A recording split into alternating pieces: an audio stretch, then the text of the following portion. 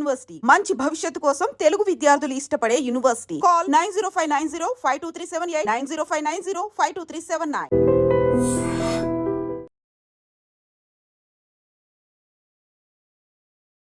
భార్యను నడి రోడ్డుపై నరికి చంపిన భర్త 3 ముళ్లు వేసి జీవితాంతం తోడుంటానని అగ్నిసాక్షిగా ప్రమాణం చేశాడు. కడదాకా తోడుంటానని చేసిన బాస మరిచి కట్టుకున్న భార్యనే కర్కశంగా కడతేర్చాడు.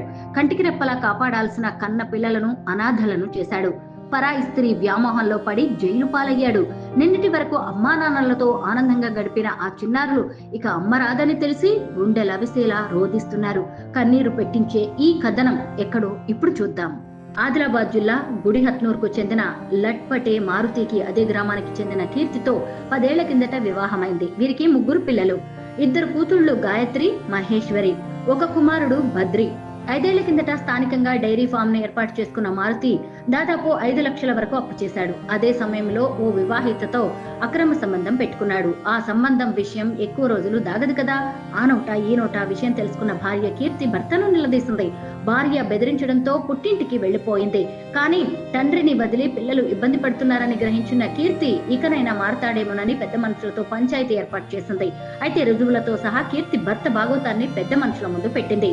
దీంతో మారుతిని మందలించిన పెద్ద మనుషులు ఇకపై మళ్లీ వివాహేతర సంబంధం పెట్టుకుంటే ఊరుకోబోమని వార్నింగ్ ఇచ్చేశారు. ఇక నుంచి సక్రమంగా ఉంటానని పెద్దల సమక్షంలో ఒప్పుకుని భార్యను తీసుకుని ఇంటికి వచ్చాడు. అయితే మారుతి ఆమె మీద మనసులో కక్ష పెంచుకున్నాడు. భార్యను ఎలాగైనా అడ్డు తొలగించుకోవాలని నిర్ణయించుకున్నాడు. వారం రోజుల కిందట భార్య పుట్టింటికి వెళ్లగా ఆమెతో పాటు అతను అక్కడే ఉంటున్నాడు. గురువారం ఉదయం ఆమె తల్లిదండ్రులు ఉపాధి పనుల నిమిత్తం పొలానికి వెళ్లారు.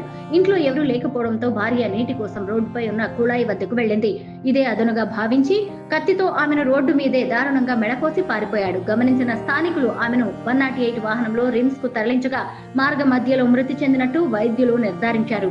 హత్య చేసిన అనంతరం మారుతి పారిపోయాడు. కేసు నమోదు చేసుకున్న పోలీసులు మారుతి కోసం గాలిస్తున్నారు.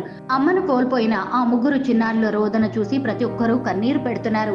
అటు అమ్మను కోల్పోయి ఇటు నాన్న పారిపోయి అనాథలుగా మిగిలిపోయారు ఆ 3 చిన్నారులు.